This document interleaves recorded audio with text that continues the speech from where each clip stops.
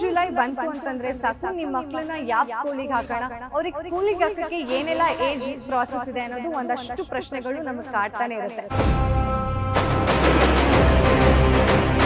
June July ಬಂತು ಅಂತಂದ್ರೆ ಸಾಕು ನಿಮ್ಮ ಮಕ್ಕಳನ್ನ ಯಾವ ಸ್ಕೂಲಿಗೆ ಹಾಕೋಣ, ಅವ್ರಿಗೆ ಸ್ಕೂಲಿಗೆ ಹಾಕಕ್ಕೆ ಏನೆಲ್ಲ ಏಜ್ ಪ್ರಾಸೆಸ್ ಇದೆ ಅನ್ನೋದು ಒಂದಷ್ಟು ಪ್ರಶ್ನೆಗಳು ನಮಗೆ ಕಾಡ್ತಾನೆ ಇರುತ್ತೆ.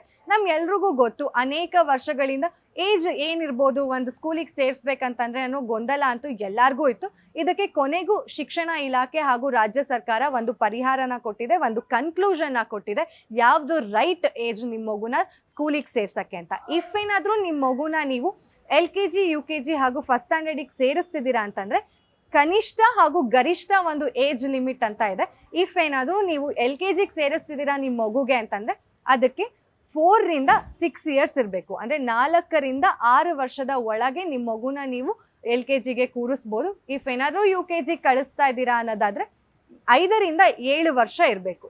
5 to 6 ಇಯರ್ಸ್ ಒಳಗಡೆ ನಿಮ್ಮ ಮಗುನ ನೀವು UKGಗೆ ಹಾಕಬಹುದು.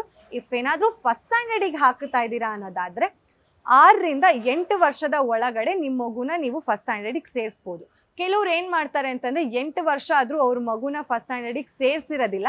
ಹೀಗಾಗಿ 8 ವರ್ಷದ ಮೇಲೆ ನಿಮ್ಮ ಮಕ್ಕಳನ್ನ ಫಸ್ಟ್ ಸ್ಟ್ಯಾಂಡರ್ಡಲ್ಲಿ ಕೂರಿಸೋ ಹಾಗಿಲ್ಲ ಅಂತ ಹೇಳಿ ರಾಜ್ಯ ಸರ್ಕಾರ ಹಾಗೂ ಶಿಕ್ಷಣ ಇಲಾಖೆಯವರು ಹೇಳಿದ್ದಾರೆ. 8 ವರ್ಷ ಆಗಿದೆ ನಿಮ್ಮ ಮಗುಗೆ ಅಂತಂದರೆ 1ನೇ ತರಗತಿಗೆ ಯಾವ ಸ್ಕೂಲ್ಸ್ ಕೂಡ ಅಡ್ಮಿಷನ್ ಮಾಡ್ಕೊಳ್ಳೋದಿಲ್ಲ. ಇಫ್ ಏನಾದರೂ ಮಾಡ್ಕೋತಾರೆ ಅಂತಂದರೆ ಅದಕ್ಕೆ ಆದಂತಹ ಕ್ರಮಗಳಿರುತ್ತೆ. 8 ವರ್ಷ ಆಗಿದೆ ಮಗುಗೆ ಅಂದಾಗ ಶಾಲೆ ಬಿಟ್ಟ ಮಗು ಅಂತ ಹೇಳಿ ಆ ಮಗುಗೆ 8th ಇಯರ್ಗೆ ಅಂದರೆ 8ನೇ ವಯಸ್ಸಿಗೆ ಯಾವ ಕ್ಲಾಸಿಗೆ ಕೂರಿಸ್ಬೇಕೋ ಆ ಕ್ಲಾಸಿಗೆ ಕೂರಿಸ್ಲಿ ಅಂತ ಹೇಳ್ಬಿಟ್ಟು ರಾಜ್ಯ ಸರ್ಕಾರ ಹಾಗೂ ಶಿಕ್ಷಣ ಇಲಾಖೆಯವರು ಹೇಳಿದ್ದಾರೆ. ಸೊ ನಿಮ್ಮ ಮಕ್ಕಳನ್ನ ನೀವು ಈ ವರ್ಷ ಅಡ್ಮಿಷನ್ ಮಾಡಬೇಕು ಅಂತ ಅಂದ್ಕೊಂಡಿರ್ತೀರ ಅಲ್ವಾ, ಈ ವಯಸ್ಸಿನ ಅಂತರಗಳನ್ನ ತಿಳ್ಕೊಂಡು ಯಾವ ವಯಸ್ಸಲ್ಲಿ ಏನು ಓದಿಸ್ಬೇಕು ಅಂತ ರಾಜ್ಯ ಸರ್ಕಾರ ಹೇಳಿದೆ. ಇದರ ಕುರಿತು ನಿಮ್ಮ ಮಕ್ಕಳನ್ನ ನೀವು ಸ್ಕೂಲ್ಸ್ಗೆ ಅಡ್ಮಿಷನ್ ಮಾಡಿ. ಇದಾಗಿತ್ತು ಇವತ್ತಿನ ಸ್ಪೆಷಲ್ ಸ್ಟೋರಿ. ನೋಡ್ತಾ ಇರಿ ಗ್ಯಾರಂಟಿ ನ್ಯೂಸ್. ನಾನು ಚಂದನ. ಗ್ಯಾರಂಟಿ ನ್ಯೂಸ್, ಸುದ್ದಿ ಖಚಿತ, ನ್ಯಾಯ ನಿಶ್ಚಿತ.